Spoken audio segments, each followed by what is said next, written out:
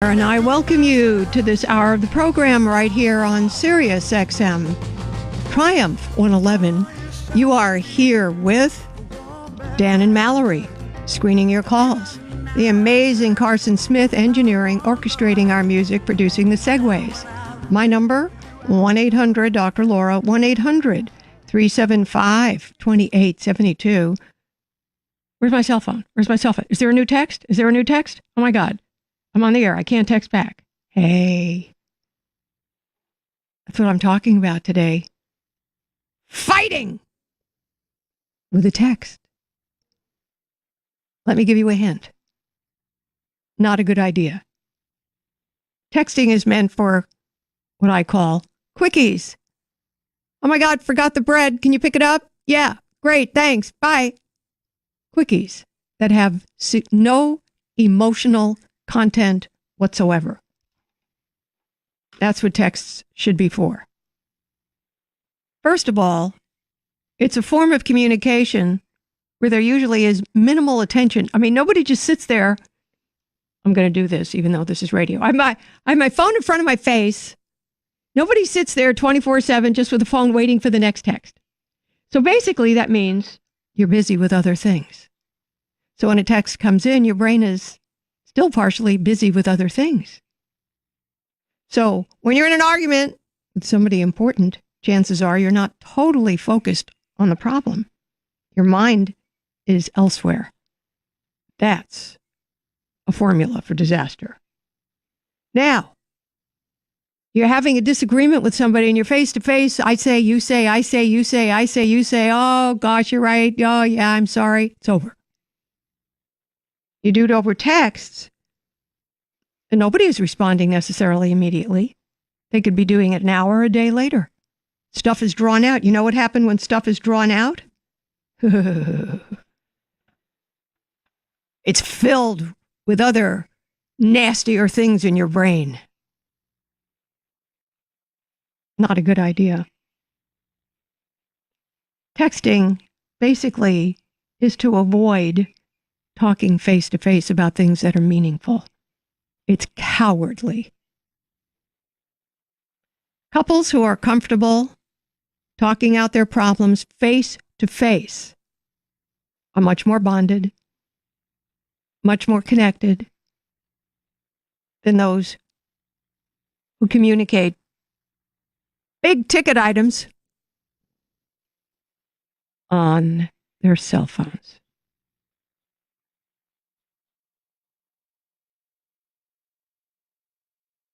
Texts can be ignored, and then feelings escalate.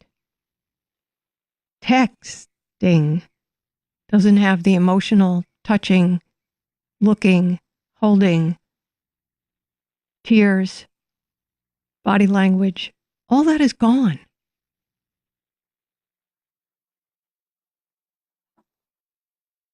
There's a lot you will say in a text that you would never say in person, because you're looking into the eyeballs and you don't want to hurt them. Unless you're a complete creep. Texts often aren't private. Wherever you are, at a party, here, there, at work, you're texting. Oh my God, look at this, how annoying. People tend to talk out loud about their texts when they're having an altercation. Look at this, can you believe that? Somebody can see it. It's not private. But again, texting is cowardly, and it leads you to be able to feel like you can say hurtful, terrible things that you would never say face to face. In addition, when you love somebody, you see the love in their face at the time you're trying to deal with the problem. You can't see that in a text. So the next time you're pissy about something, do it in person. More likely, it'll be over with quickly, it'll be resolved, and it was probably a misunderstanding in the first place. My number, 1-800-375-2872. Christy, welcome to the program. Hi, Dr. Laura. Thank you for taking my call. Thank you. What can I do for you? My question is about a will. My husband and I, this is not our first marriage, and I came to the marriage with one adult child. He came with two adult children. We've commingled all of our funds. Everything is in one pot. And we go to decide about a will. I felt that we should divide it in thirds. Christy, you don't have a prenup? Nope, no prenup. Okay, the reason I ask that is that I recommend in second marriages, when there are prior kids, that you make a prenup to protect your kids. So my recommendation is his half of the estate with all the money, whatever it is, he can do whatever he wants with it. Your half of the estate, by law, that's yours. You can do whatever you want with it. You can give all of it to your kid. He can give all of it to his two kids. Wow. You're supposed to protect your own children. Okay. They had to suffer through divorce, remarry, and all the nonsense that you guys put them through. I think you should either give it all to charity or give it to your kid. Correct. I thought the same thing. He felt it doesn't matter what he thinks. Get an attorney and protect your half of the community property that it goes to your kid. So get an attorney, have the paperwork drawn up. Okay. He can do whatever he wants with his half. Half. I was thinking thirds. Each child gets a half third. Belongs to the wife, half belongs to the husband. Okay. Okay. I'm not talking about the children. I'm talking about the two adults who are married. Correct. If you're in a community property situation, then get an attorney, make it very clear that when you die, your half goes to your kid, period. Okay. And he can do whatever he wants with his. Okay. Well, thank you so much. That makes a lot of sense. He doesn't get a vote. Okay. And you don't get a vote as to what he does with his kids. It's none of your damn business. No, I so agree with that. I was thinking it needed to be divided into thirds, but no, they're not your kids. Right. They're not our kids, I should say. Yeah, no, exactly. So it should be divided amongst the people that the estate belongs to. Right. I see what you're saying. That's why I would have recommended a prenup before you got married to him. Yes, I agree. Yep. I don't support them in first marriages because that's planning for demise. But in second marriages, one of you is likely going to die. And so I want to make sure that the prior kids are protected. Right. Yes, he was just thinking that since he brought so much more into the marriage than I did, that his children deserved a lot more. Irrelevant. And if a man looked me in the face and said that, I'd drop kick him out through a window. God, where do you women find these guys who have no masculine pride? I don't know, but okay, Christy. My opinion is that your kid gets your stuff. So for our estate, as it will be when we die, is split 50-50. Half goes to my child, half go to his children. No ifs, ands, or buts. That makes sense? All I said is your half goes to your kid. His half, he can do whatever he wants with it. I don't care, and you shouldn't either. I don't care. You're right. I don't. I only care about my child. And because you had more money, I want it. That is not a man. That's a male. But sometimes you guys are not fussy. My number, 1-800-375-2872. Nicole, welcome to the program. Hi, Dr. Laura. Hi. Thank you for your time. I believe it or not, I have read Proper Care of Feeding of Husbands, even though I'm not married. I've never been married. Well, it's good preparation on the assumption that you might. Right. So I'm in a new relationship. It's only been a couple months. We are exclusive.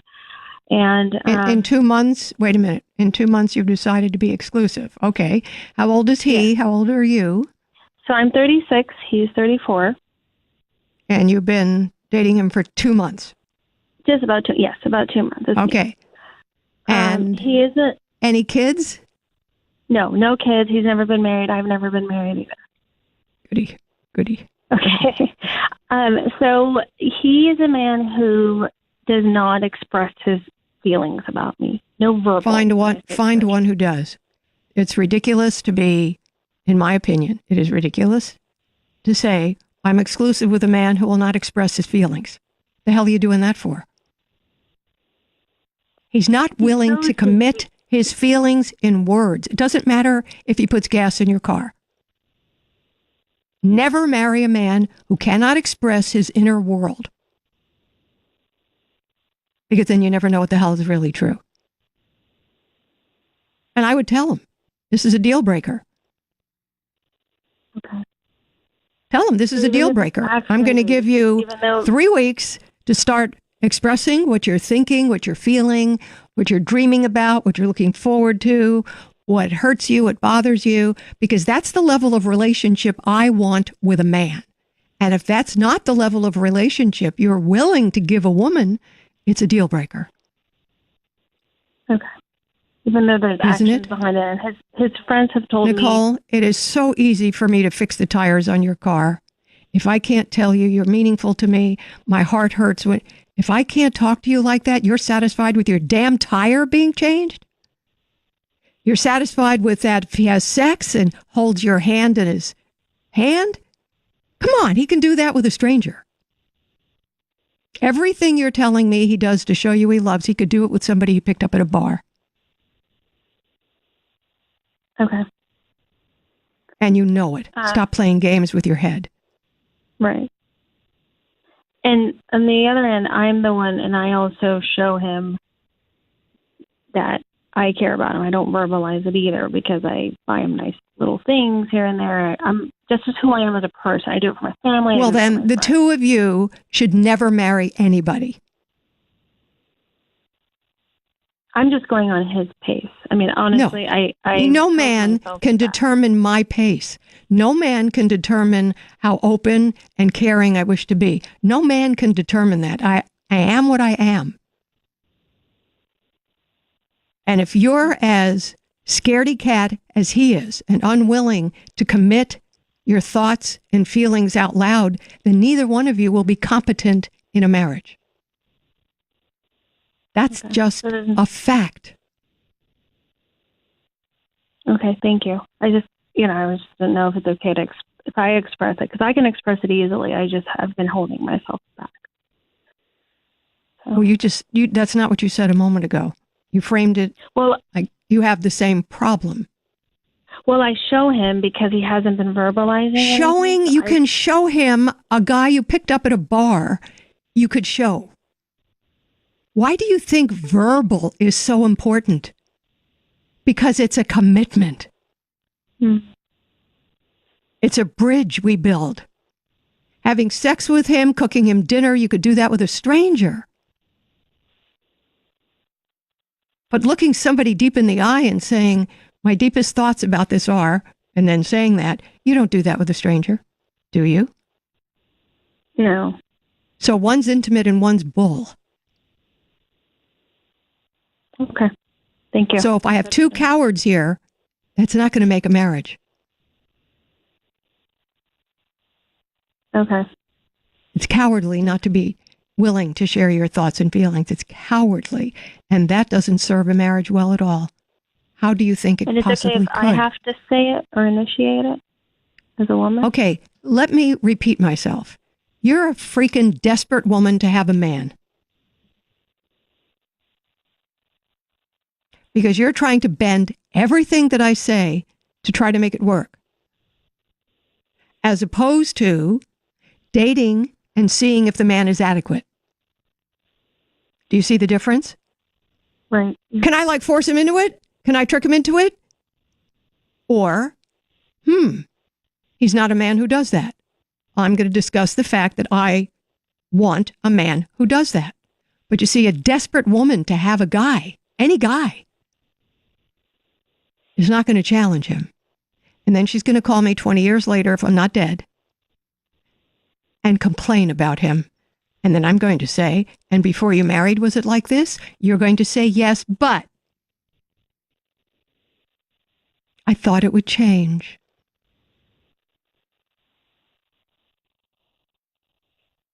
Okay. That's the only thing I'm not going to miss about eventually being dead. Hearing women say that. It makes me sad. It makes me sad. I knew it was wrong, but I hoped he'd change. Now I'm miserable.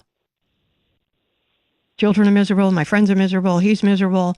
Gosh, we gained a lot from that self-deception, didn't we? Right. Thank you. I appreciate it.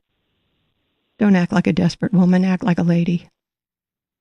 My number, 1-800-375-2872. We're going to take a break. Come right back. Do you need an... Stamps.com brings all the amazing services of the U.S. Postal Service right to your computer.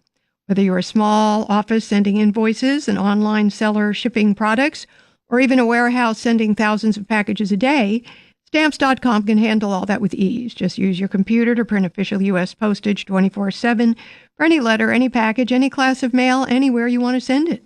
Once your mail is ready, hand it to your mail carrier or drop it in a mailbox. It's that simple. It's no wonder why 700,000 small businesses already use Stamps.com. And right now, my listeners get a special offer that includes a 4-week trial plus free postage plus a digital scale minus long-term commitment. Just go to Stamps.com, click on the microphone at the top of the homepage and type in Dr. Laura at Stamps.com and enter Dr. Laura. Dion, who is the daughter, Valerie is mom. Hi, Dion. Hello, Hello, Dr. Hello. Laura. Hi, Valerie. Hi, Dr. Laura. Okay, so how long have you known each other? We're mother and daughter, 46 I years. know. I made a joke. All right. What can I do for you? Through a series of life events, I've ended up at my daughter's home in another province, and I immobilized with fear to move forward away from my daughters. I've developed what I believe to be stomach ulcers. I have atrial fibrillation, and it's like right at present time my body is attacking itself, and I'm unable to have a normal day pain-free or sleep. I have insomnia as a result of this life crisis. Are you getting proper medical treatment? I'm seeing a doctor. I'm not all that happy with the current medical treatment because I'm waiting. Are you seeing a cardiologist? No. You're supposed to for AFib, dear. Yes, and I have high blood. Well, my blood pressure's gotten high. Okay, since this, but Dion, I don't know. I know your health care in Canada is not anything I would want to have here, truthfully. However, you got to bring her to the hospital. She has AFib. This could be bad, especially with high blood pressure. Why are we having this conversation on the phone? She should be at a hospital. Well, she has been to the hospital and she's seen multiple doctors. No cardiologist for the AFib? No cardiologist, no. Okay, Dion, hang up the phone and take her to a cardiologist. Knock on the door, kick in the door, beg, threaten, do something. But don't call me thinking, how can I be brave about being on my own when I could die at any moment? Have a stroke. I would rather you go to see a cardiologist right now. That's so strange. Chris, welcome to the program. Hi, Dr. Laura. How are you? Good. Hey, so I have kind of a family dynamic going on. My brother and sister-in-law, so my wife's sister, recently was cheating on my brother-in-law, and they're really close to us, and we've been close for years, close in age, close in, proximity of living. And so he told me first, what had happened, and he's actually staying with us right now. And with it being my wife's sister, she feels compelled to help her out do this. Okay, so I had something on my Instagram and Facebook last week that said morality should trump DNA. I don't understand your wife. She's not compelled to support somebody who's breaching her vows because of DNA. Okay. She's obligated to support somebody out of morality. So your wife is off track. Please get her back on track. Okay, I'm trying. I was conflicted with that because I asked her not to Oh my go God. over there. Two people conflicted. Let's go through that again. Morality trumps DNA. Right. I gotcha. Or if I had three brothers who were mass murderers and they were coming to your house to kill you, I would not tell you. If DNA was more important than morality, I'd let them come and freaking kill you, dear. Correct. Yeah. Okay. I just want to be sure that, It scares me that in 2019, anybody is conflicted about morality and DNA. Yeah. Well, I don't It want makes me it to sad. become a marital issue between us, Let it become a marital issue. Be a man and tell your woman that morality trumps DNA and you're disappointed in her. Right. I'm quite disgusted, honestly. Not With in my her. wife, but in my sister. With her. With her. Oh, okay. And then call me back if you'd like. Can't wait to hear her argument. But it's my sister. My number, 1-800-375-2872. Martha, welcome to the program. Hi, Dr. Lauren. Hi. Get it off the speakerphone. What can I do for you? Thank you for taking my call. I appreciate you've helped me raise my children. I've listened for a long time. So I have control over the family trust fund, which is, since my father died, is basically there to support my stepmother. She cannot have control because she would blow through all the money that is there in a short period of time. Okay. So she now has her granddaughter living with her, and my stepsister wants me to get her to kick her granddaughter out. It's not your job. You don't have power over that. You just have power over money. Yes, thank you. No, not a thank you. I'm not a lawyer, but you have no power to tell her to throw somebody out. Right. That's her daughter's You job. control the money. That's it. Right. Why would somebody tell you? Why wouldn't they just do it themselves uselessly? They live in South Carolina, and she lives nearer to me. Call the telephone. Hey, throw your granddaughter out. No. Okay, bye. Yeah. Okay. Well, that's an answer all the way around. I'm sorry, Martha. Did you not know that you had no legal power to force her to send her granddaughter out? I knew I had no legal power, but she looks to me and asks me when she wants to do something. Stop answering the question. She's not a baby. Right. You're not the mother. No, not even Stop the daughter. answering the questions. Say, I don't know, it's up to you. I don't know, it's up to you. I don't know, it's up to you. Yeah. You control the money. The reason she doesn't have control over the money is that she's a bit of an idiot. Okay. Your dad was aware of that. Well, then stop taking on the role of supporting her being an idiot. Take on the role of letting her make her decisions. Unless there's actually something wrong with all her synapses, she probably can make decisions, but everybody's treated her like an idiot, so she acts like an idiot. Let's try treating her like we think she's not an idiot and see what happens. Sounds like a plan. Thank you. Yeah. Shows respect. Just asking you to show respect.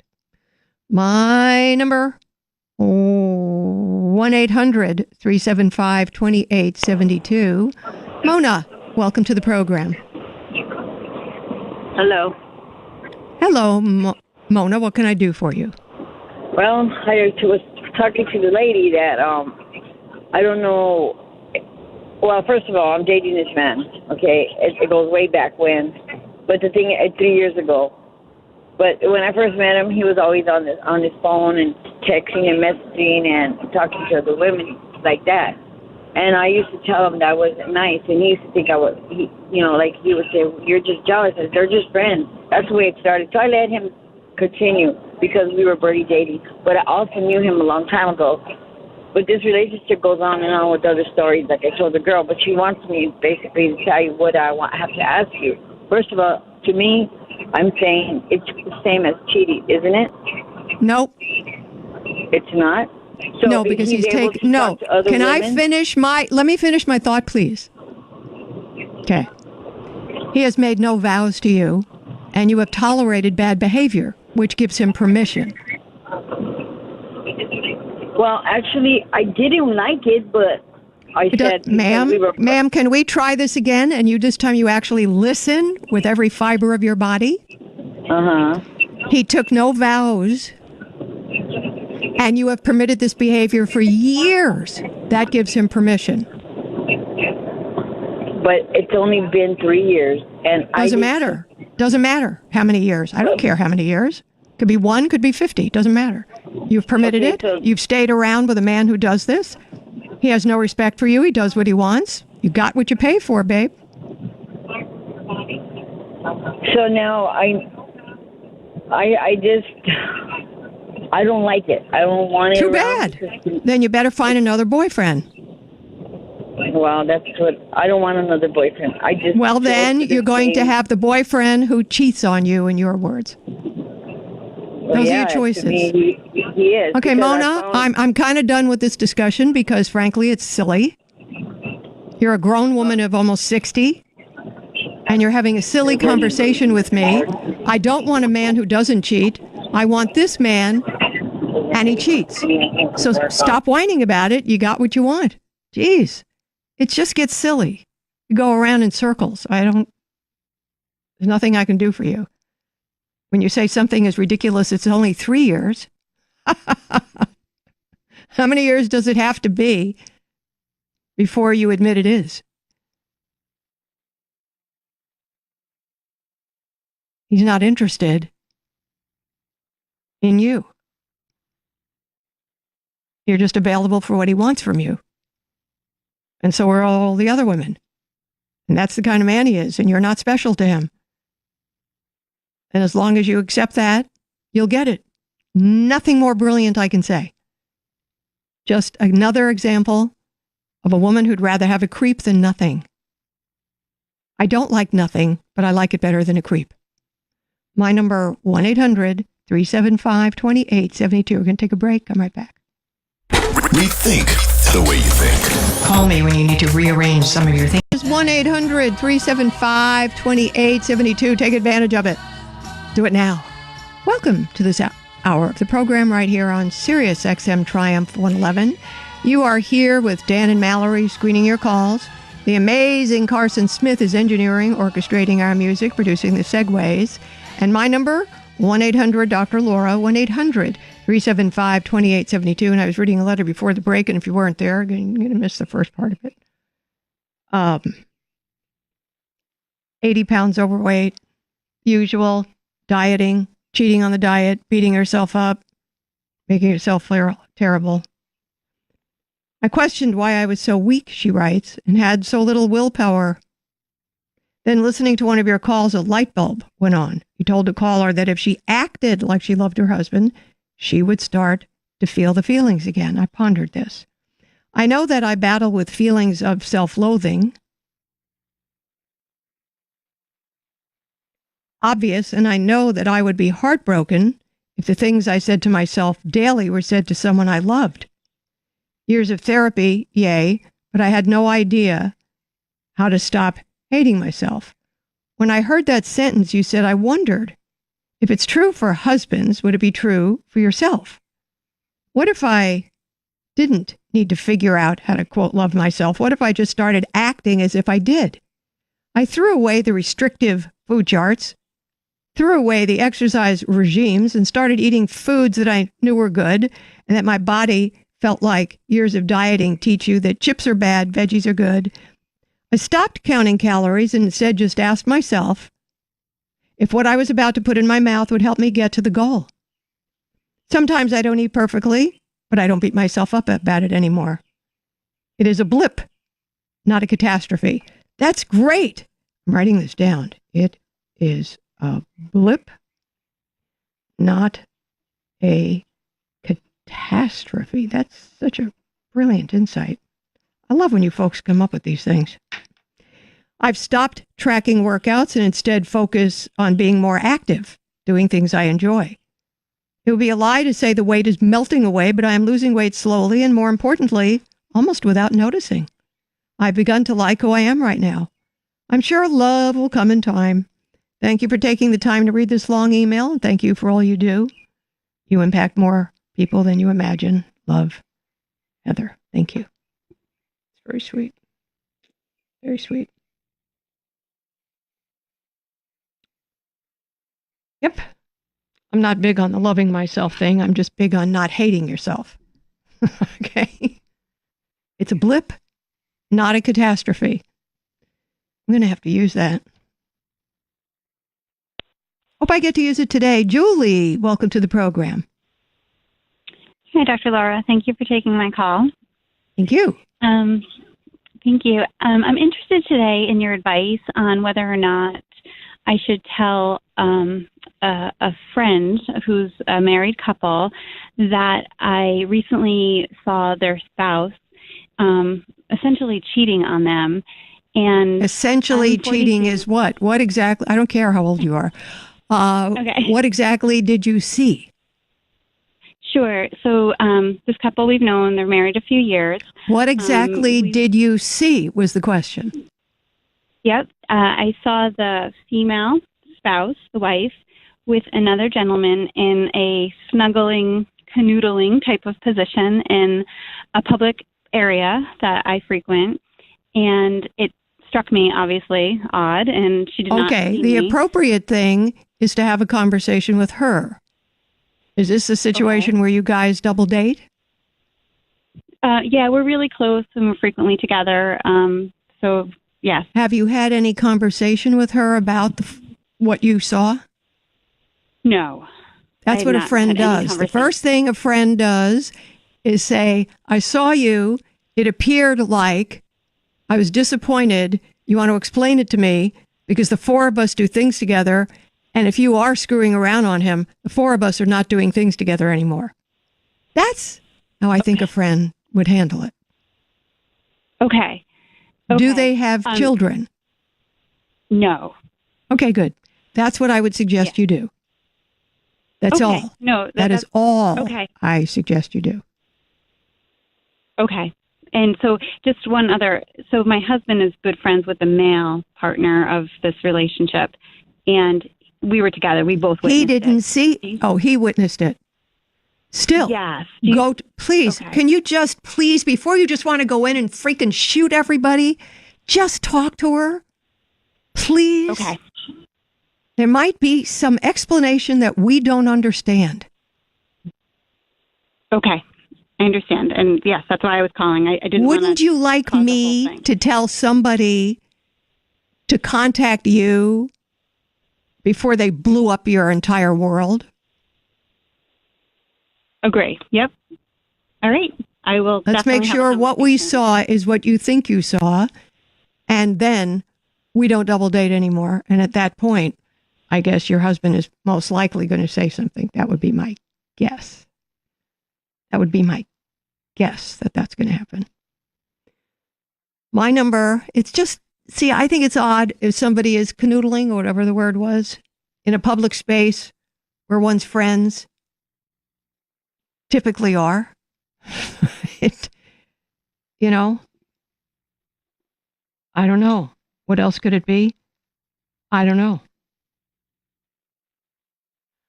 My number, 1-800-375-2872. When you have a good security system, things just feel different. You worry less about locking every window or leaving for the weekend, or about your kids being safe. You might not even realize it before you have a system, but it feels good to fear less. That's why I love Simply Safe Home Security. Simply Safe is fantastic protection for your home.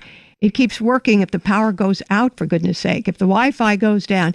Even if a burglar smashes your keypad, Simply Safe has some of the fastest response times in the industry, ready to send help 24/7 in an emergency.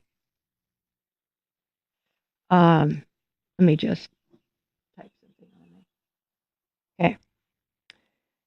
There are no contracts, no hidden fees, no wires. The prices are fair and honest. Maybe it's no big surprise that Simply Safe is the top choice security system for CNET, PC Magazine, and more than, brace yourself, 3 million Americans, including my son and daughter-in-law.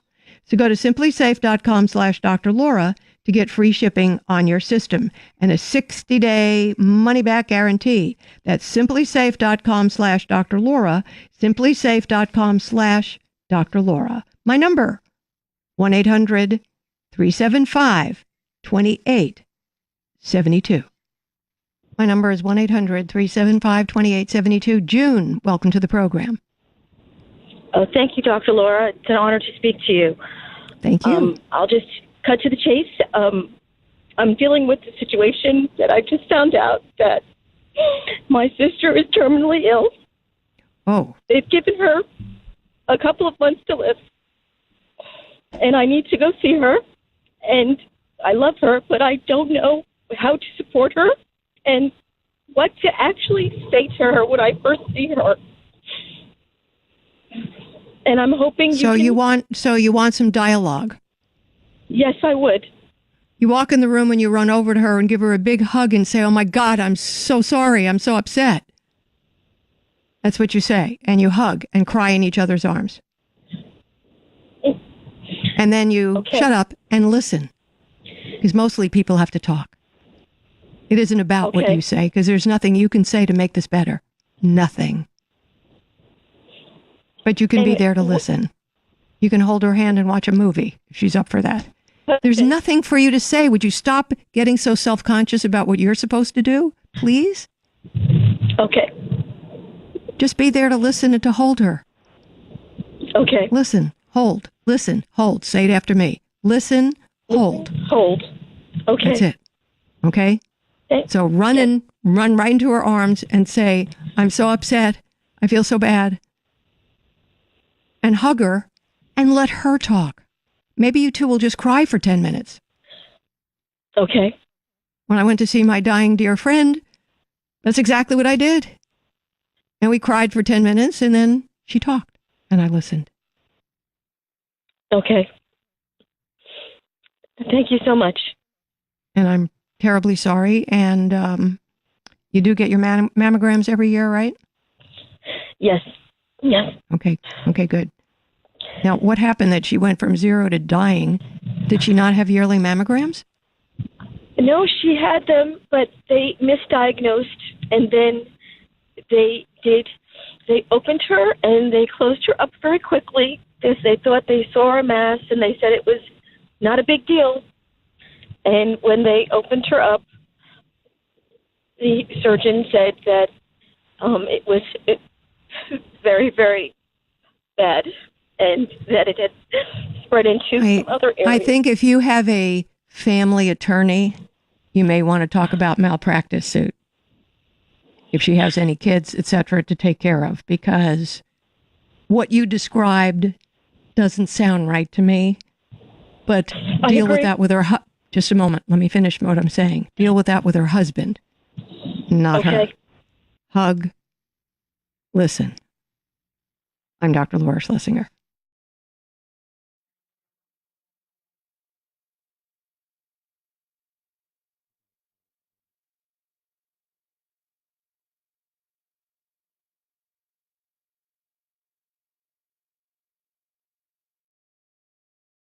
My number, 1-800-375-2872. Debbie, welcome to the program. Hi, Dr. Laura. Thank you for taking my call. Thank you. The reason I'm calling is yesterday I was in the grocery store and I overheard a woman speaking to her 2 teenage boys in a very demeaning way. She wasn't just angry and scolding them. She was using really bad language. And I noticed some other people kind of looking over towards them. And I just wanted to step up to her so badly and say, you're really out of line. She probably would have punched you. But let me tell you what I'd like you to do next time that happens. I'd like you to walk up to her and say, you seem to be pretty upset. May I buy you a cup of tea or a cup of coffee so you can relax a little bit? Do you realize how that'll make her go, because when you're in that state, you expect everybody to yell back. And that escalates you. But if you go over and say, looks like you're having a tough day. That's the way to say it. Looks like you're having a tough day. May I treat you to a cup of tea or a cup of coffee just so you can relax? She will stop yelling instantly. She will not know what to do or say. She will probably say no, but the behavior will stop in its track. I guarantee it. 100%, not even 99, 100. Because when you confront a person in that state of mind with kindness, it rips their soul. Right. Well, I never thought to do that because she made. Well, that's what I'm here for, baby doll. Yeah. Hey, I need to be needed. Well, thank you so much, and I will remember that. I seem to be seeing more and more of it these days. So yes, you are. Yes, you are. Thank you very much. Take care. All right. Thank you. Bye-bye. Yeah. Just stop her dead in her tracks. And you do it with a gentle look. Goes right into their soul. Because when people are like that at the moment, they know they're doing the wrong thing. You just can't stop. Like there's so much adrenaline and they're so into it. Okay. My number, 1-800-375-2872. Gary, welcome to the program. Thanks for taking my call. My pleasure. What is happening? So my wife and I are first-time parents, and we have twin little boys that are about to turn 3 years old. And they don't talk that well, and so they're in speech therapy. And what was the diagnosis? There's not really a diagnosis. We have a speech therapist that comes to our house once a week. And yeah, but somebody had to say, this is the problem. I mean, we need to know if they're just not going to talk yet, but they'll talk in 6 months, or if there's a problem. That's kind of what they're saying. And I'm sorry, what is what they're saying, and who is they? Well, the occupational therapist and the speech therapist are saying that they're just behind on everything.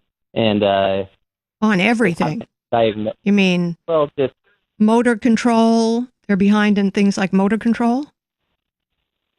Yes. Yeah.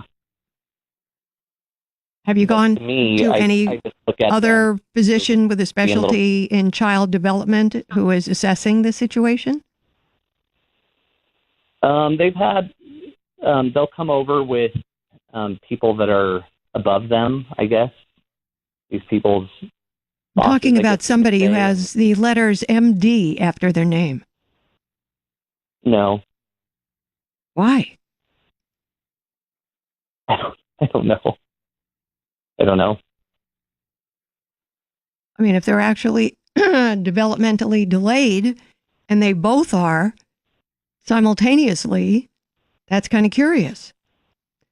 Right. I would have had a pediatrician with specialty in this to look at my kids. Okay. So, what did the speech therapist tell you, and why am I here? Well, I have listened to you forever, and I know that your thoughts on preschool is not to put your kids in preschool. That's right. Yeah. And so I thought I'm going to call Dr. Laura and ask her, because they're recommending that we put them in preschool. I'm sure they are. But I don't recommend that. No, but I do recommend you take the kids to a physician whose specialty is development, and see what the story is. I can't remember now exactly when my son started talking, but he's more articulate than I am by about tenfold. And he wasn't talking, he was grunting. And then one day he started talking in sentences, for God's sake. So, a lot of times people come in and go, oh, there's a problem. And sometimes it's just not the right date on the calendar yet for that particular kid.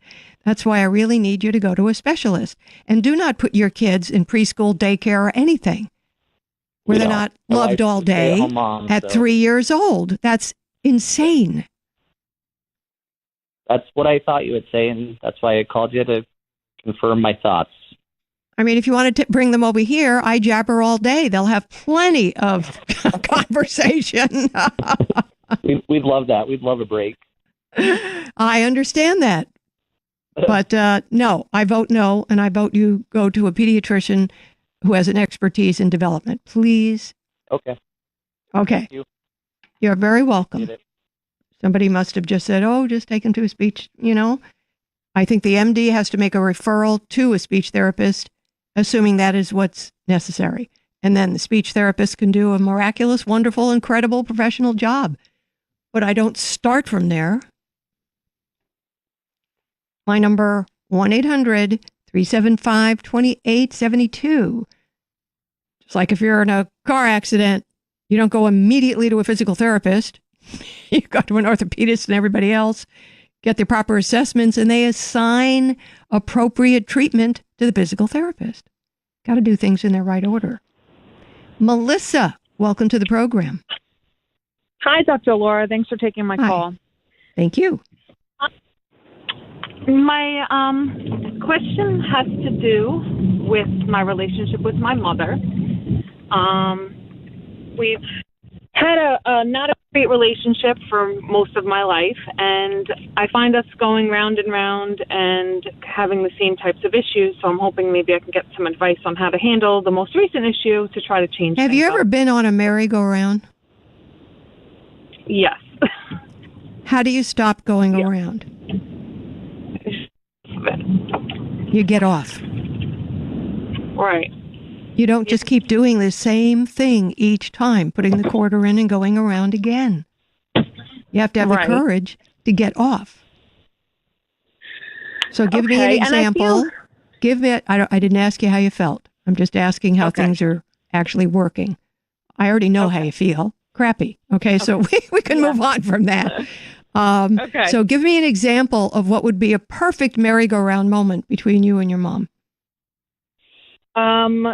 She recently was in a play in her retirement community, and this is about the fourth year she's done it, and I've made a big deal about it in the past, but with 2 kids and life, I didn't make a big enough deal. So I texted her on Friday, good luck, and she said thank you, and it prompted a whole long email that I got on Saturday about how I disappointed her because I didn't make Okay, Melissa, let me tell you how to get off the merry-go-round. Okay. She sent you a text or an email or left a message. I didn't hear it clearly. It was an email. Okay. You send an email back saying, I am so sorry that from time to time I will have to disappoint you. Just a reality because I've got the kids and the husband and the house and the stuff. And sometimes I'm just sorry, going to disappoint you. That's how you get off the merry-go-round. You admit, sorry, there are going to be times. Repeat after me. Sorry, there are going to be times. Say it. I'm sorry, there are going to be times. That I'm going to have to disappoint you. That I'm going to have to disappoint you. Because with 2 kids and a husband and a dog and a parakeet. With 2 kids, a husband, a dog, and a tortoise. I wasn't even close. Well, one has feathers, come on. Yeah. I'm not always going to be available to you. Say it. I'm not always going to be available to you. Say the whole thing from the beginning like I was your mother. Sorry. Okay. Sorry, I'm going to disappoint you from time to time, but between 2 kids, my husband, a dog, and a tortoise, sometimes I'm just going to have to disappoint you. I can't do it all. That's it. That wasn't exactly right. That's it. And it doesn't matter what she says or does. You have now gotten off the merry-go-round. Okay. Where she yells, screams, hangs up, cries, threatens. She might. It doesn't. Right. It doesn't matter. If she gets abusive, and I don't know what your history with her getting abusive is, but if she gets abusive, say, "I'll talk to you soon," and you hang up. Never let anybody abuse you, including your mother. Mm-hmm. Okay. The only person you should ever allow yell at you is who? Me. You. That's it. Nobody else is allowed to yell at you but me. Right. And now that she doesn't live near me anymore, it's easy to hang up the phone, so I can always do that. Yeah, you're not rude. I'll talk to you soon, and you hang up. Talk to you soon. Okay. Actually, I miss the days when you could hear a click. Yeah. You know, when you had a phone and you slammed it down, you know, the drama there was great. For sure. Okay.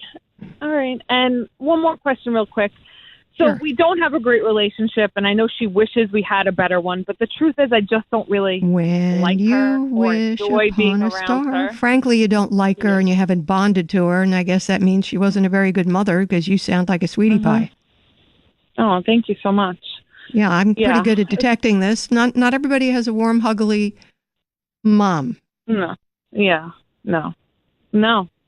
And I say, you know, I feel like I disappoint her, but I say to myself, I'm disappointed. She has disappointed that we don't have a relationship.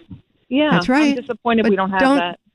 Don't bother having a discussion about it. It won't change anything. She'll blame it all on you and cry and say you're mean. Right. Yes. True. Okay. You've been there already, right? Yes, many times. Yeah. See. All right. You're now legally, legitimately off the merry-go-round. Oh, I appreciate that. Okay. Now, let me ask you one thing. Now that you are off the merry-go-round, I'm going to ask the incredible question. How do you feel? Good. A weight off my shoulders. There you go. I didn't want to hear the bad feelings. I wanted to turn them into good feelings. Then I can listen to it. Yeah. And I just can't allow it to control me or my emotions. I got to just get off. You're off the merry-go-round. Sorry to disappoint you. If you give it back to her, I'm sorry, but it's going to happen because I got a husband, a house, 2 kids, a dog, and a tortoise, for God's sake. Yeah. Okay. Awesome. How big is the tortoise? Not big. It's small. It's in my son's room in a tank. It's maybe like 8 inches across. Oh, so it's not like from the movie Rocky where he had Cuff and Link? No. Wasn't that hysterical? He named them Cuff and Link. No. That was a good movie. Yeah. All right. Have a great day. Thank you. Bye-bye. Bye-bye. The first Rocky was, and the last one. Was it the last one? Yeah, the last one. A little far-fetched, but I liked it. And the first Rambo. I like that one, too. I'm Dr. Laura Schlesinger. My number, 1-800-375-2872. I want you to give Mallory and Dan work to do. So call. Force them to work hard screening. Katie, welcome to the program. We haven't got, I thought we did. Okay, Katie, hold on because I just got nagged that I am late for a break. Gosh darn. Oh, yeah, it was the top of the hour. You're right. Thank you very much for keeping me on track. My number is 1-800-375-2872. I have to take a break and I'll come right back. Do the right thing. This is the doctor. He's brilliant. So, every kid has their own path. But That's what can I... Yeah. Oh, well, then my other point was there's a lot of stay-at-home mom shaming in the whole society. And yes, I also have a daughter who's almost 21 who I had a talk with recently, and she says stuff to me like, but I want to have a job. I can do all of it. I can do everything. I said, the only thing we can't do is everything all at once. Well, I need you to say something else to her, please. And if you want, you can call her right now and put her on the air so I can verbally slap her silly. Because what she is saying is that she matters and a baby and a child can be unloved all day because she matters. She's just immature. And No. You have to use, ma'am, it's very important that you use the phrase that I'm giving you. Okay. And the phrase I'm giving you is the kid is unloved all day. Okay. Is that okay? That's what you ask. Anna, welcome to the program. Hi, Dr. Hi. Laura. Yes. What's nice up? to talk to you. Thank you for taking my call. I sent an email in. I heard a conversation you had with another lady. Sorry, I'm going to try not to get emotional. I didn't think I was going to. About she was replaced because of her loneliness. She was using food to fill that gap. And I've been doing that for about the past almost 10 years. I'm 69. And I've been divorced for. So has it actually helped with the loneliness? You're not lonely anymore because you eat? No. So for 10 years, you've been doing something that doesn't work. That's right. Okay. And I want to know how I lost about 15 of the pounds that I put on. I'm only, like I said, about 12 pounds overweight, but I'm only 5'1", and on me that's a lot, and I'm not comfortable. And at this age, I know that it's headed for bad health stuff if I don't get it off and keep it off. Well, I don't know. So, 5'1", what do you weigh? Slow down, woman, slow down. What do you weigh? I weigh about, I don't own a scale. So don't lie, and you know how much you weigh, so just tell me. Come on. Well, I'm guessing, but I would say 125. Okay. As far as I can see, you're not overweight.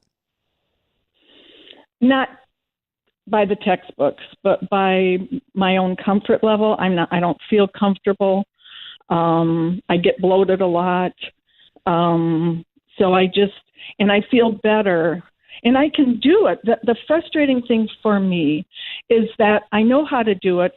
It actually comes off easily when I behave myself, but I let myself indulge. Ma'am. Yes? You've just answered your own question. If I indulge, it comes on. If I don't indulge, it comes off. On, off. On, off. I indulge, it comes on. I don't, it comes off. What do you want from any other human being? Because nobody has control over you. There's nobody who controls you. There's no mechanism I can attach like a Wi-Fi to your brain to control you. You already know. You decide each time to indulge. You have to decide differently. Nobody else has this control. That's what you said to that lady really resonated with me, that I am hurting myself. I'm choosing to hurt myself. And so I also did it with shopping too, to fill the loneliness. Well, that I've stopped. That was an easy fix, but I let myself, and I'm good at ignoring my notes. You need a motorcycle. You need a motorcycle. I'm not kidding. I'm a former ER nurse. You're not going to get me on a motorcycle. A trike. I drive a trike. A trike, yeah. Stop laughing for a minute. Because I'm not kidding. I keep get a trike. Very, be quiet. Very active. Be quiet. When you get on the motorcycle and you ride, you normally ride with people, and you ride for an hour or two, stop for something to munch on, talk, make friends, visit different things. I'm bored. I am already bored listening to you talk about your refrigerator, and then you indulge and you don't indulge. Your whole freaking life is around this stupid weight. You need to make it be around something else. Get a motorcycle. Trike. Harley makes them so big now. I wouldn't buy one of these now, but you would probably be happy on it because it's this huge monster, like a living room. I think it's like what some of the other companies used to make. And now they've gotten in because people are older and they want to be safe, and they have radios and stuff. Mine, I don't have that. I got a basic, gorgeous one. But anyway, because it's not just the bike, but there's an attitude. You get your jeans and your leather boots and your leather jacket, and you go out with friends that you meet because there are motorcycle groups all the time, and no, they're not Hell's Angels. and you just have a good time with people out and around, and it's no more loneliness. Anyway, I'm recommending that because I don't know about you, but I'm totally bored listening to you talk about food. Totally bored. Get a life. Get a life. I thought I'd never use that phrase because it sounds so dismissive. But get a life. Get a bike. Get friends. Do stuff. Get out there. Stop making it be about how much you weigh. My number, 1-800-375-2872. Be right back. Important questions call for important answers. If the fear of the unknown is stopping you from making some kind of change in your life, for example, whatever, give me a call. 800-375-2872. 800-DRLAURA. The Dr. Laura Program. His court vision was unmatched. He knew where every player was and got his teammate the ball with the perfect no-look pass at exactly the... Laura Schlesinger, the number, 1-800-375-2872. Are you thinking about what the kids are going to do once school's out? Oh, no! And how to combat the ensuing boredom and loss of learning? This summer, they can build the STEM skills employers are looking for and have a blast doing it with ID Tech. ID Tech is the world's #1 STEM summer program for ages 7 and 19. With over 20 years experience and 400,000 alumni, they know how to transform your child's interest in coding, video, and technology into foundation for college internships and dream careers. And they have programs at 150 prestigious campuses worldwide, from Stanford and NYU to Hong Kong University and Cambridge. So chances are you can find one within driving distance. ID Tech offers week-long day and overnight courses with world-class instructors in small class sizes. There's a course for every skill level and every curious kid. Visit idtech.com/Dr. Laura today to reserve your child's spot and get $75 off. That's idtech.com/Dr. Laura for $75 off. Yes, idtech.com/Dr. Laura. Lisa, welcome to the program. Hi, Dr. Laura. Thank you for taking my call. Sure. What's up? I'm calling because my mom has requested that my sibling and I help her ask her live-in boyfriend of 15 years to move out. No. Okay. That's her job. Don't you dare. Don't you dare tell your sister I said don't you dare. Okay. Okay, so can I ask you... Tell your mother you called me and I said that you should tell her you're a grown-up. Take care of this yourself. Okay. Yeah. You moved him in, you move him out. Okay, I completely None of this agree. cowardly stuff of putting your daughters in the middle of that. That's disgusting behavior from a parent. Okay, may I ask you another question? Mm-hmm. Okay, they've been together for 15 years, and she's wanted him to leave for a number of years, but again, didn't have the courage to do it. He is an alcoholic and was recently diagnosed with cancer. What kind of cancer? Is he going to die? I don't think so. It's bladder cancer, and we've been told that you can die from bladder cancer. And does he have any relatives? Don't tell me everybody's dead for 3 generations on 4 continents. No. He has 3 children. He doesn't have a very strong relationship with them, but he does. That's his problem. Get him out. If she wants him out, get him out. She doesn't have an obligation. Of course, it's interesting that when he gets cancer, then she wants to dump him. But she wants you to do it. No, she doesn't look like a uncaring bitch. Right. Don't get in the middle of this. Do not get in the middle of this. Promise me. Okay, I promise. She wants you to carry the dirty water. What kind of a parent does that to their kid? Okay. But you don't feel like, because I was really struggling with the fact that, he's got cancer. He has family. If she doesn't want him there, he can go to family. It's not as though she's putting him out on the street. Come on. But do not get in the middle. Your opinion doesn't matter. This is her job. Let her carry her own dirty water. Don't you dare lift that. You got it. Thank you so much. Thank you. You're very welcome. Ooh, that's somebody to do what I wanted them to do. Oh, I go home now. Oh, shoot, I am home. All right, my number, 1-800-375-2872.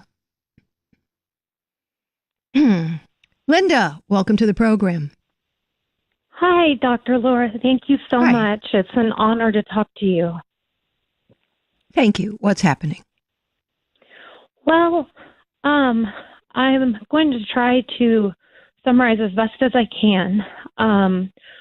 My husband and I have been married for almost 14 years, and we have always been on the same page. We have always decided when we had children, I would be a stay-at-home mom. That was something we were very proud of. We never wanted our kids to be in daycare. We have 3 children, 11, 7, and 5 is the youngest, which he is not in kindergarten. We did a growth year with him. And recently, we bought a business. He decided he wanted to get out of the corporate world and be able to have control of his own business. And he said, this can really change our, future, our lives. So I said, okay, let's do it. So he left his corporate job, and we were really excited because he wouldn't have to travel anymore, because he was traveling like at the most 2 nights a week, maybe 3. But we thought he wouldn't be traveling or would be home more. And that was super enticing as well, he's like, this will be able to really provide for our family more. He's like, this is just a great move. And so it has turned out that he is not at home as much at all. And if you had called me, I would have told you that was going to happen, because when you start your own business, your whole life is just starting the business. And I obviously could have told you that. I see that. Nah. Tell him to go back and get the corporate job. Or is he threatening divorce, or what's he doing now? Is he drinking? No, he's not drinking. He has said that his core values are changing. He says, I see all these women working, and they're able to get all of their kids to practices and everything. And he says that he's like, I, am resentful, and I come home and I just don't think it's good for me to be resentful. And, okay, this is what I want you to do. I want you to give him a reality check. Keep that in mind. This is only a reality check. Okay. You tell your mother you're bringing the 3 kids to her house for a week. And you tell him a man takes care of his family. We agreed that these children would have a mother. Not a working woman who scrounges around some time or sends a secretary to do the business of taking the kids somewhere. We decided I would be here. I would make dinner for everybody, turn the house into a home. And because you're stressed out, you're wanting to rob the kids of a mother, and you of a wife who's all cozy when you come home and not competing with you in the business world. Yeah. Not happening. That's a deal breaker. I'm going to go live for a while with Mom. You stay here alone, and you decide if that's the life you want. It's a reality check. He will spend 3 days and go, shit, and tell you to come home, and he'll apologize and beg you to forgive him. I hope so, unless, he's philandering unless he's got around. A girlfriend on the side, that's likely what's going to happen. Right. And I do work. My parents live over an hour away. That's fine. Get in the car and go drive him there. Well, and I'm wondering, how do the kids get to school every day? And it'll be inconvenient for a while. This is to try to heal him. You're not willing to put in the effort to heal him? No, I'm. Well, then don't tell me it's an hour's drive. I don't care. If it was a discount on Jimmy's shoes, you might make the hour drive. So just do it. Or don't do it. Well, I want to do what, I worry about legally leaving the home.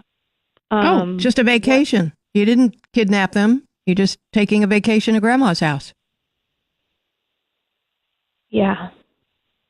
Yeah. It's just scary, Please, sweetheart. Everything is scary. True. Jumping into a pool is scary. Everything is scary. We can't make decisions based on scary. Your husband's willing to give up being a man. Yeah. And ruining these kids' lives. Well, you got to give him a reality check, and I don't want you to have an argument with him. You've done that already, and it hasn't done anything. He's comparing you to those women who don't care about their kids half as much as you do. Yeah. They're my everything, and he was too, but he is just blaming. Ma'am, we don't have to retread this tire again with me. I understand what's happening. Okay. It's okay. I get it. He's stressed and wants you to do heavy carrying for him. That's not a man. Yeah. He never should have quit that job until the kids were grown. Yeah, we, both of us were just thinking he's going to be home more.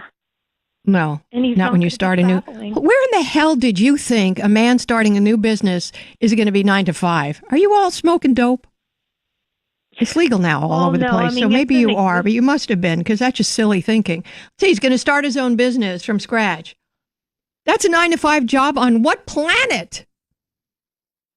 My number, 1-800-375-2872.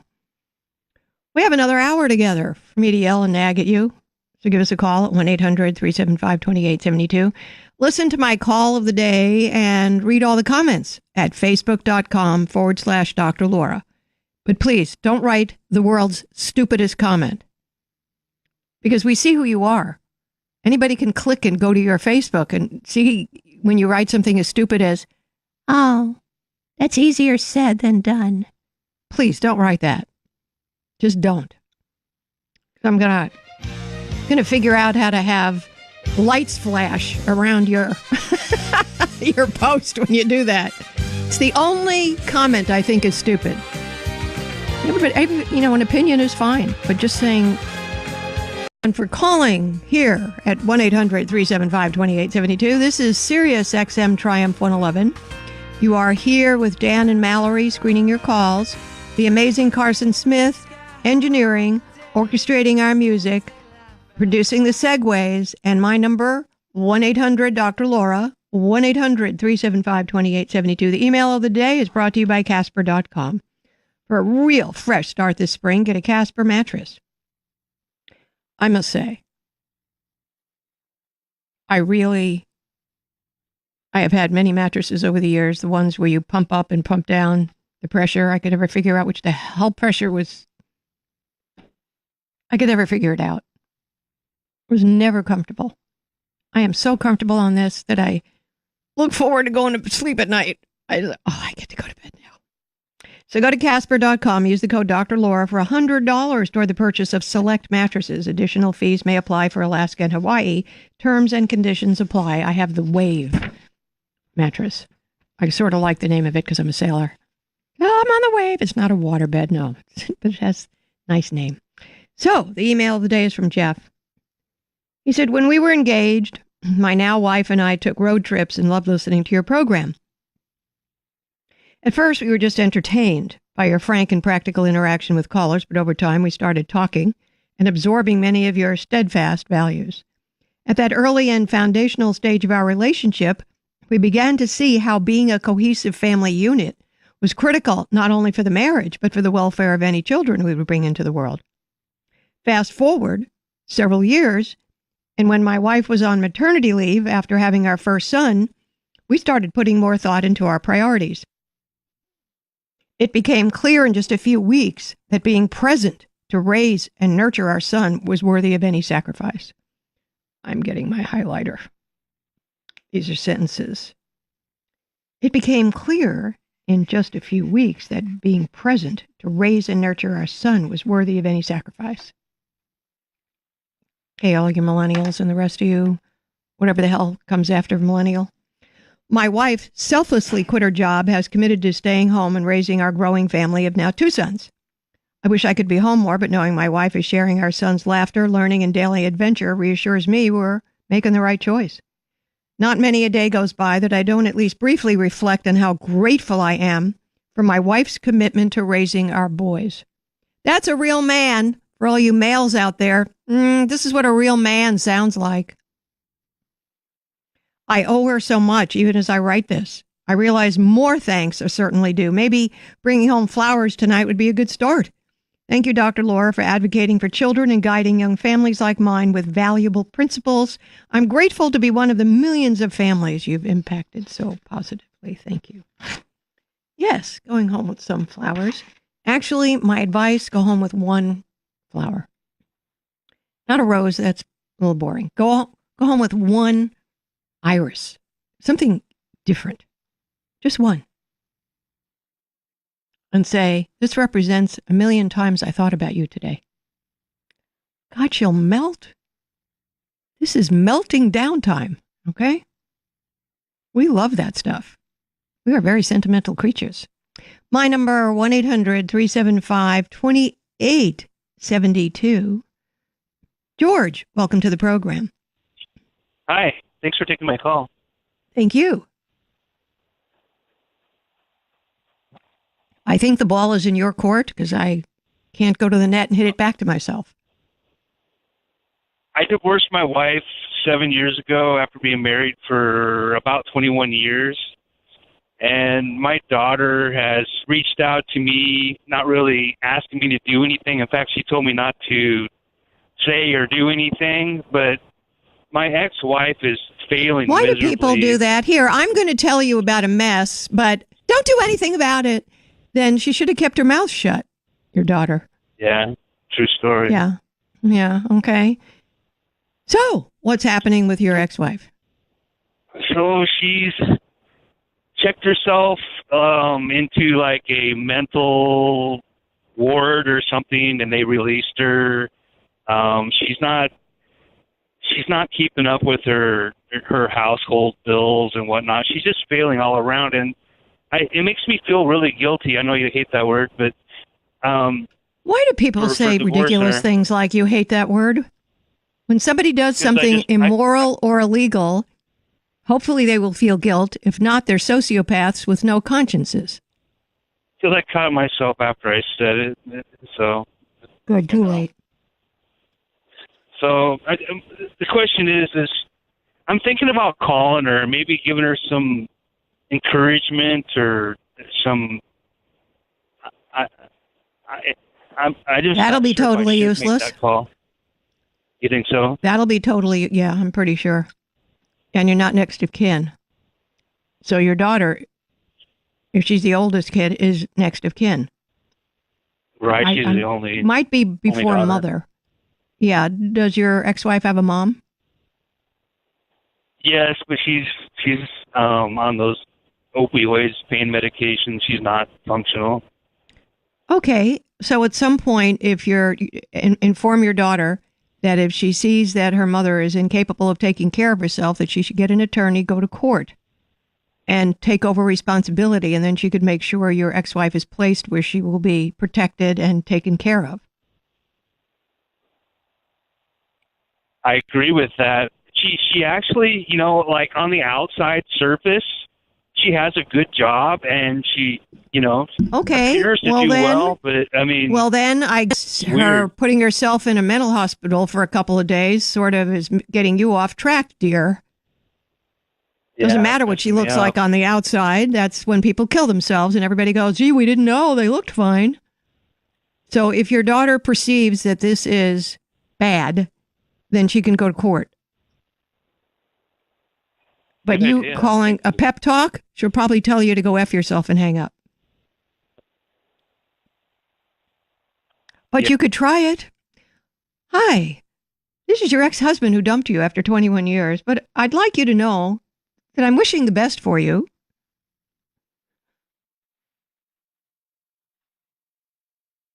I recommend that whoever has some power to do what it takes to help her. And a pep talk rarely does that. Dana, welcome to the program. Hi, Dr. Laura. Hi.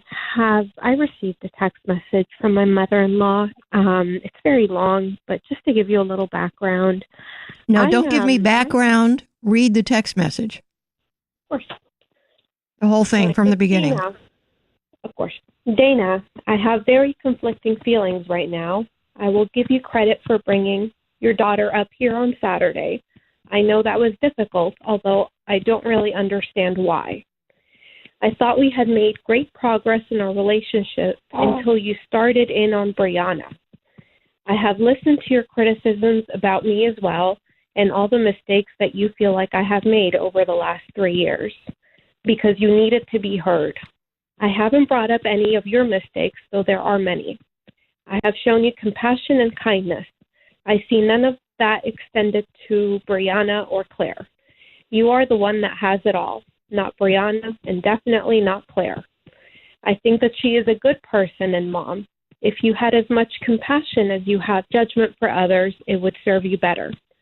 I know that you have strong opinions about most everything, but sometimes it's just better to keep them to yourself. And then I see your tenderness towards your daughter and your pets, but no one else. Yes, you take care of Jordan like a wife, but you are withholding the one thing that he needs most. Your indifference and coldness, and it seems dislike towards Claire, disturbs me greatly. It was very obvious on Saturday to all of us. It makes me feel protective of her. That's pretty sad to feel that way towards my daughter-in-law. So therein lies the problem for me. I love your daughter and Claire the same. They are both my granddaughters and sisters, whether you acknowledge that or not. I can't pretend to feel okay about this situation when I am around you. Mike and I have bent over backwards to accommodate your husband on the weekends he has Claire. Unless things change, I see it continuing. This is where I stand. The future is really up to you and you alone. If you would like to share this with your husband, and that's the conclusion of that text. Well, you've been told. Who's Claire? Yeah, you sound like you blew it, kiddo. But the good thing about you blowing it is we can fix it. Don't. That was articulate, sensitive, non-hostile. So I believe it. I believe you behaved badly. You may not even be aware of yourself half the time. I don't know. But who's Claire? So Claire is my husband's daughter. We found out, so we dated for 2 years. I just asked who's Claire. Yeah. So who's raising Claire? The mother. And the grandmother and the mother. Mm-hmm. Right. And what part does your husband play since it's his kid? He sees her every other weekend, typically Saturdays, for like a 24-hour period overnight.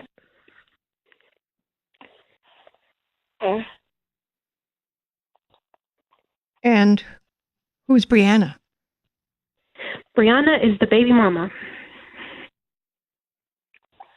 So how long have you been married? We've been married 2 years, and we have a 2-month-old. And how long have you dated him before marriage? I'm sorry. A number. I just want a number. How long you dated him before marriage? We dated for 3 years. We've been married, not 2 years, like a year and a half. So almost 5 years. And how old is Claire? No. Our total relationship period was 3. You said you dated 3 years and been married a year and a half. That's 4.5, close to 5. How old is Claire? Sorry, I corrected myself. Oh my God. Why? Because I asked you 5 times how old is Claire and you haven't answered yet? How old is Claire? No, just because I'm not entirely How old is Claire? He's like 2.5 years old now. So he was dating you when he knocked up the baby mama. No, that's why I had to correct myself. No, the period of time that we've been together, whether engaged, dating, or married, has been 3 years. So he dated the mother prior to me. And so, with your fingers and toes, how pregnant was she when you started dating him? I don't know the date that she was born, but she must have been a few months pregnant. I mean, I wouldn't say more than 4. And how long was he in a relationship with her? He really wasn't in a relationship with her. He was just humping women? And you married a guy who was just humping women without a condom? In that, yeah. And Okay, from the email, it sounds like you feel competitive with Brianna and Claire. You're not behaving properly. And your mother-in-law is calling you on it. So you got to mature up real fast, apologize all to hell to Brianna and your mother-in-law, and watch how you behave.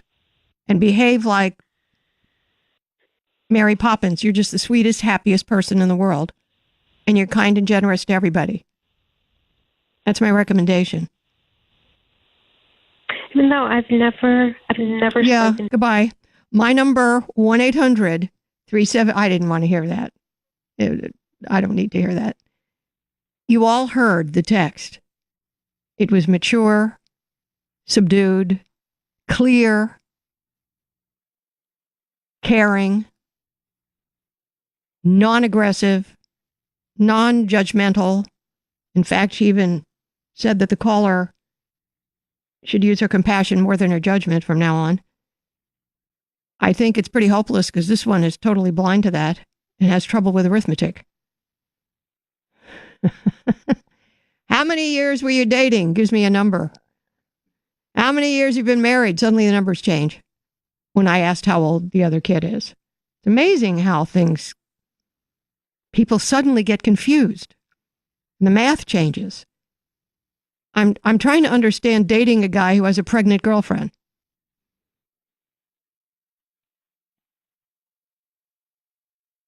I'd be saying, you have a pregnant girlfriend? Well, she's not really my girlfriend. You mean you just hump women without condoms? I don't think I want to date you. No, I think I can do better.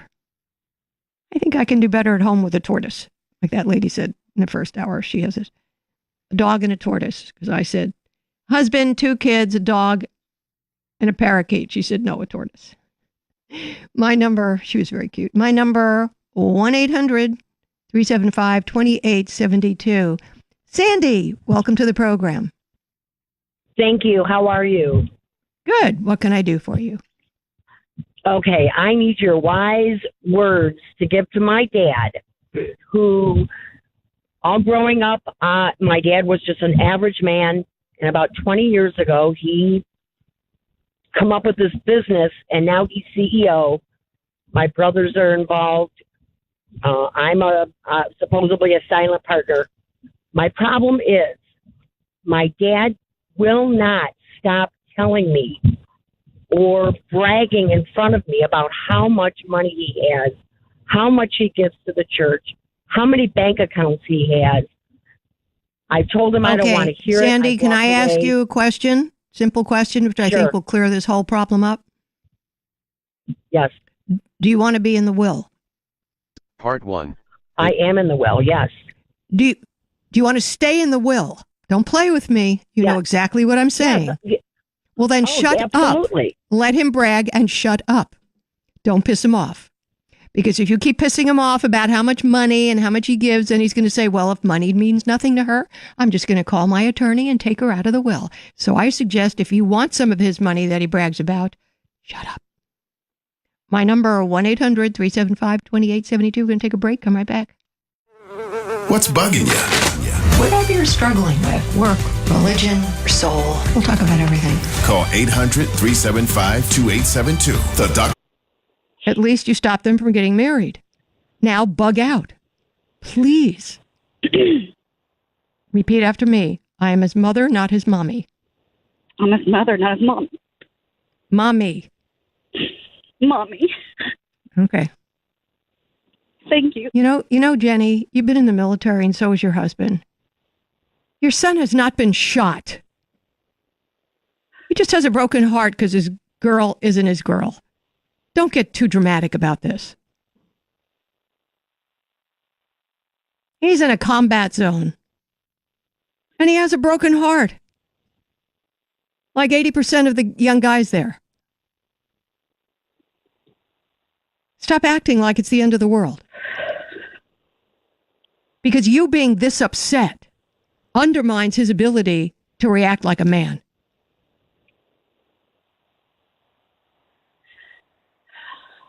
How do I take his next phone call? What do I tell him? Hi, sweetie. How are you doing? And what's he going to say? Give me an example of what he'd say. Have you called her yet? No. You're a grown man. This is your business, not mine. I'm not your mommy anymore. I'm your mother. No. Of course I'm not calling your girlfriend. No. Then he would say what? Why won't you talk to her? Y'all are friends. Because it's not my place. She's your girlfriend. You have something you want to say to her, you say it. You're a grown man now, son.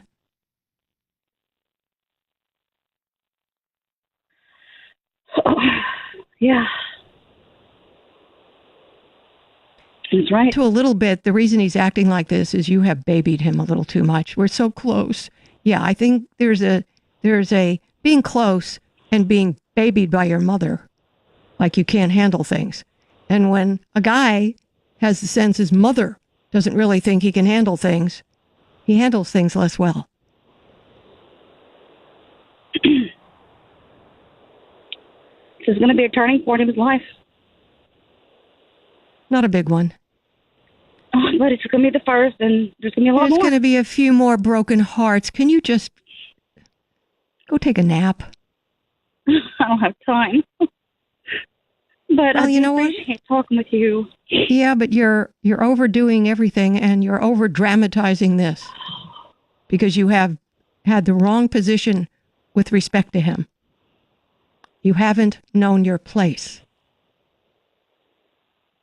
Which is surprising since in the military, everybody knows their place looking at the little things that are on the shoulders. And we know our place. I have a little bit of a guilt because I was gone for so long. And it doesn't matter. Reason why I left. So you baby him now as an adult because you didn't mother him then? Yeah, you sucked not mothering him when he needed mothering. But doing it now is just as destructive, if not more. How do you like that, Apple? Makes sense. You can't make up the time. You can't. It's gone forever. The only thing you can do is treat him with the respect you would give a man in the Army. Yes, ma'am. Now drop down and do 5. Seriously. No, I'm going to hold on the phone here. Drop down, do 5. Now. My daughter. I can't. I don't care. Drop down and do 5. You don't say to your superior officer, I'm sorry, I have something else to do. I can pull over right now. Yes, pull over right now. Go outside, drop down, do 5. Good ones. I'm actually driving into my house. Literally, my driveway. Good. I drove around to talk to you. Okay. Stop the car. Okay. Get out. And I want you here to count them out loud. Okay. 1 ma'am, 2 ma'am, 3 ma'am. Come on, let's go. I'm going.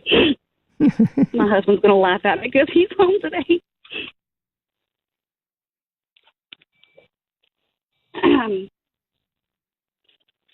5 is not too bad. Don't push me. It'll go to 20. No. Okay, you ready? Ready. Okay. Well, let's go. Phone in hand. Oh, God. Just put the phone on the ground. Okay. Go. 1, ma'am. 2, ma'am. 3, ma'am. 4, ma'am. 5, ma'am. Yeah, it's good you're retiring. Your 5 sounded like you got winded, dear. Well, Don't make everybody think women are weaker than the guys in the military. That's not good for us. Oh, I just had constructive surgery on my shoulder in January. Oh, well, should have told me before I messed everything up. All right. No, you didn't mess anything up. It's fine.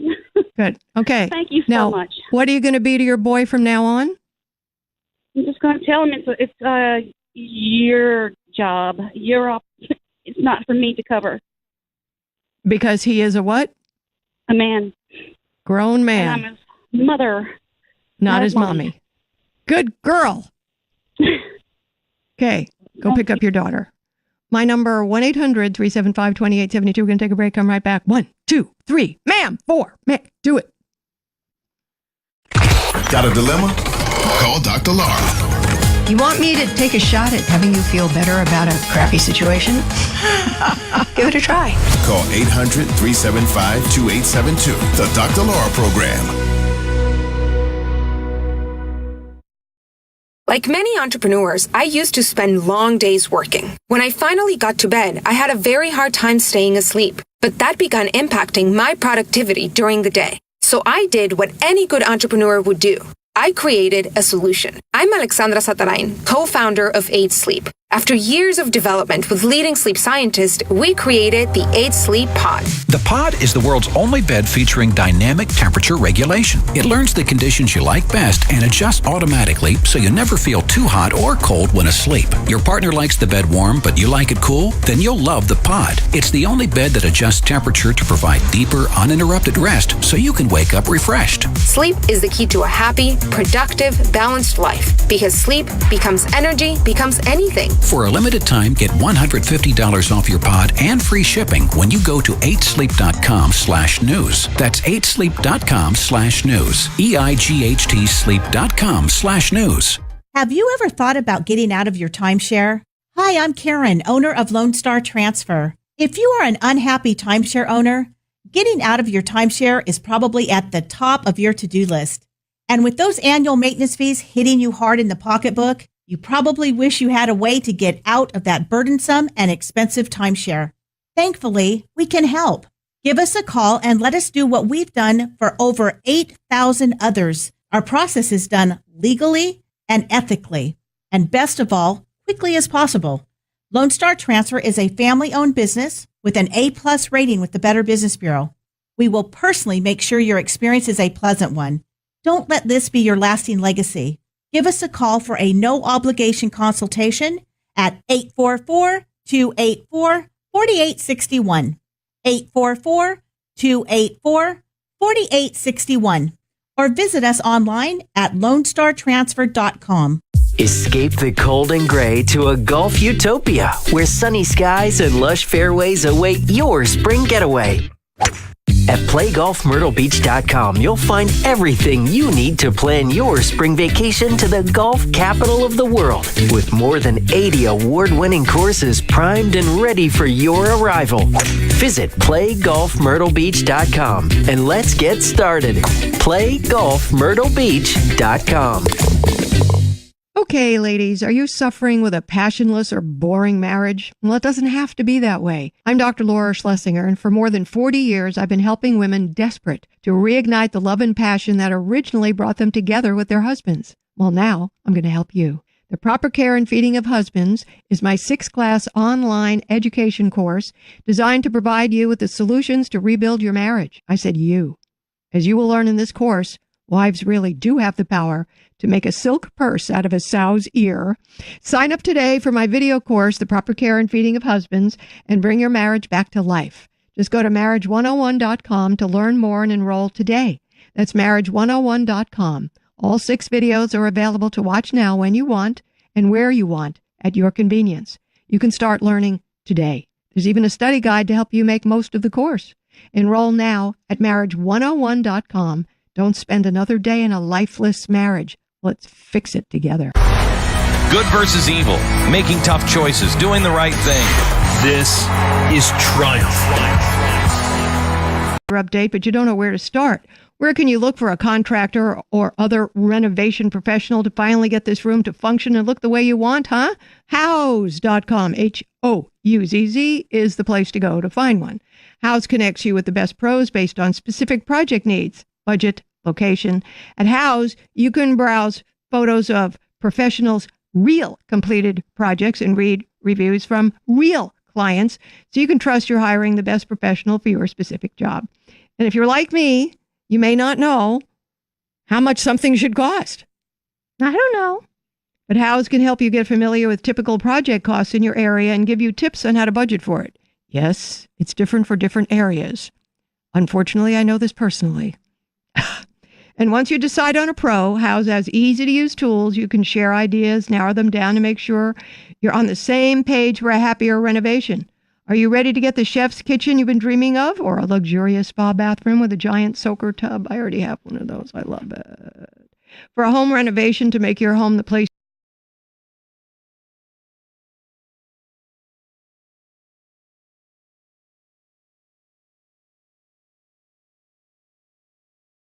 pros in your area for free. Go to houzz.com/Dr. Laura. That's HOUZZ.com/Dr. Laura, houzz.com/Dr. Laura. My number 1-800-375-2872. Matt, welcome to the program. Hello, Dr. Laura. How are you? Hi, Matt. Good. Yeah, I have a question. Thanks for taking my call. I have a question in regards to my 18-year-old freshman college student. She came to us the other day, my wife and I, in regards to just getting a small tattoo. I Of don't a what? care for tattoos. And put it where? Well, it was going to put on her wrist, but she's taking a nursing program, and my wife said that no, that's not a good idea to put it on your wrist. And she said, "Oh, how about I put it on my ankle?" And No, I that's still not good don't either. care for- You don't put it anywhere where it can be seen. It's very unprofessional looking. No. Okay. Well, my wife was saying, "Oh, you know what? Because I'm old school. Rest in peace, my father. He's more like, I'm more like, hey, you know what? You're Okay, under my Matt, roof still." Matt, I got to tell you, on my left shoulder is a gorgeous artistic rendering of a skull with beautiful shading. People flip. It's art. It is art. And it's got a rose in its mouth. On the inside of my right arm, from underarm to my elbow, is a Maori tribe rendition of a hammerhead shark, which is the protector of the sea. I'm a sailor, so I make sure that all my people come back safe. So I need to tell you, I've got 2 tattoos. However, you can't see them 99% of the time. And that's important. So your daughter has to know that. As a professional, that's important. Okay. Military, art, nursing, what have you. Yeah. Okay. Yeah. Okay. But some all right. little icky-dicky, silly, stupid, microscopic tattoo, I would tell her, wait till you're more mature. Pick up a piece of artwork that means something about your life, and then consider the tattoo. But just to do something which would take a year of lasering to get it off, no. Yeah, what she mentioned. I asked her, I said, "What kind of tattoo it is?" She says it's a small symbol in regards to like one of her, her singers that was, I don't know the singer's name, but she was saying she was murdered on stage. One of the fans murdered her in Florida. Tell her absolutely not to do that, because one day she'll regret she did that. She's a very young person, and it seems like a sentimental, wonderful thing to do, but someday she will regret that is etched on her body.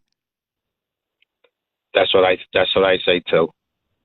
Tell her there are other ways that doesn't honor the woman at all. That does no honor. If she writes something or performs something or does something and she says, "I'm doing this in the memory of," that's honoring her. Putting her name on her body, that's no.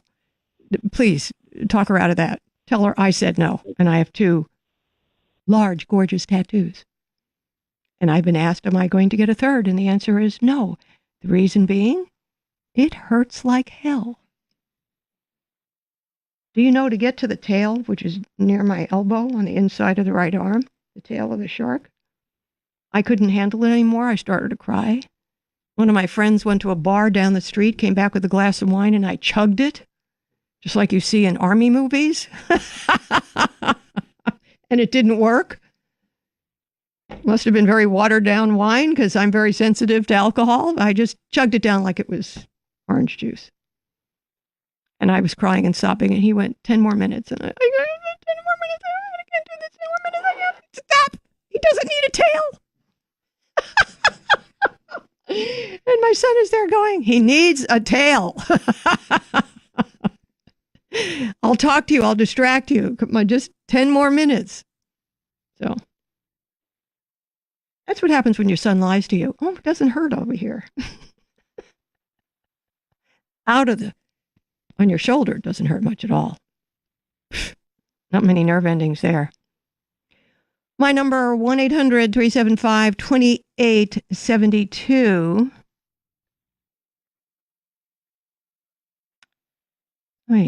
Okay. Wendy, welcome to the program. Hi, Dr. Laura. Thanks for taking my call. I am calling to see if you can, absolve me of the little bit of a feeling of obligation that I have.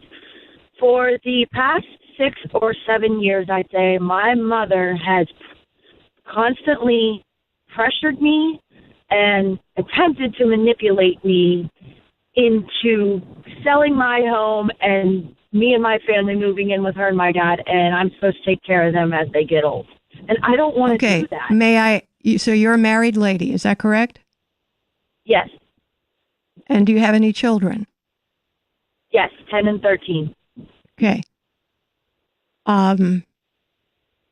You don't have the obligation to put your own family second for them. And I would never let my son do that. They either hire visiting angels, they can have somebody living in full time, they can go to a retirement assisted living situation. They have options. Okay?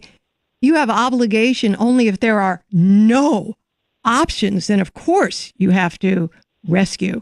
But you have a husband and 2 kids and a life and a family, and no, they have options. Your mother does not get to say that there are no options, because that would be a fib, and that your family life doesn't matter. So I don't know why you've had this conversation more than once. Mom, I'm not doing it. I have a husband, 2 kids, a dog, and a parakeet. Lie about the parakeet. Not going to be able to do that. Here are the resources I found that you could take advantage of. And you hand her a list. That's a great idea. I will do that. That's it. I would not, if my son even volunteered for that, I'd smack him. I've always told him, you have your family, they come first. No, she's not in her brain. Not at all. Well, you just have to, honey, just say no. But hand her a list of options. And then, I will see. If she keeps talking about it and calling you and harassing you, don't answer the phone for a while. Say, you want me to visit or you want to never hear from me again? Pick one. You're going to have to get a little tougher, dear. Do you want to have visits from us, or do you want to never see me again? Pick one. Okay. I like it. I like it. That. Good. My number, 1-800-375-2872. Is your name Lisanne? Lisanne.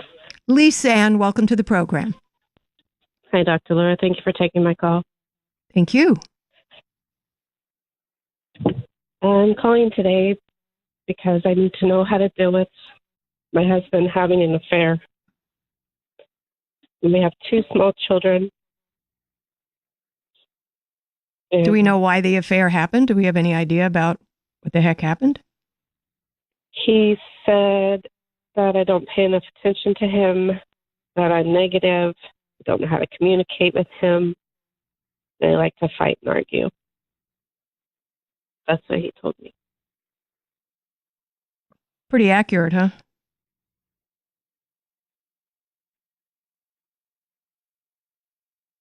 Pretty accurate, huh? Yeah. Yeah. Now, did he break it off? Did you catch him? How did it end? Did it end?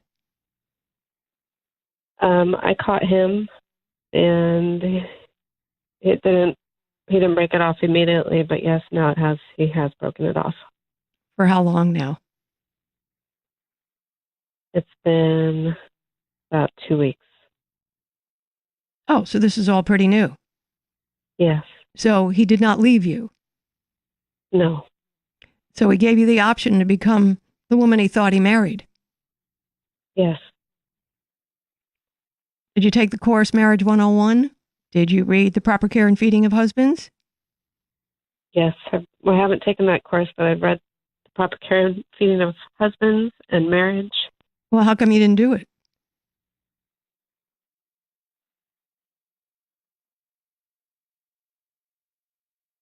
I'm curious, really. I'm not nagging you. I'm not being critical. I just want to know how come you didn't do it. You read it, you knew it, you didn't do it because? I thought I was doing it. No, you already admitted you weren't, so cut the crap. So you didn't do it because I was too busy, I was tired, I didn't feel like it. Is that it? Some of the time, yeah. Well, you're lucky he's giving you another chance. Are you calling me why? I think I know why, but you tell me. I just don't know how to deal with. What does that mean? The affair. What does it mean? He was screwing some other woman who was treating him like he mattered. That's not a great image in your head, I know. No. He was so grateful to have a woman treat him well. So let me point something out to you. Are you ready? Listen very carefully. The affair is over. Is you being an uncaring wife over? See, he doesn't know how to deal with that. He had to give up feeling good to come back to his vows and his commitment and his family. But that means he has to give up being treated well. That's how he looks at it. Meanwhile, the affair is over. But are you being his woman? I am. I keep a shovel here in the studio.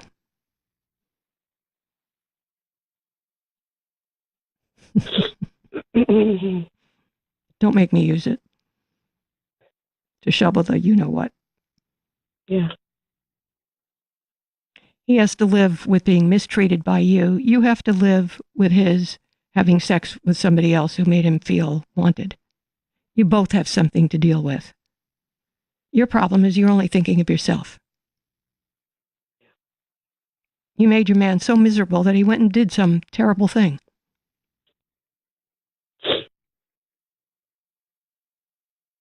Yeah. Well, if you make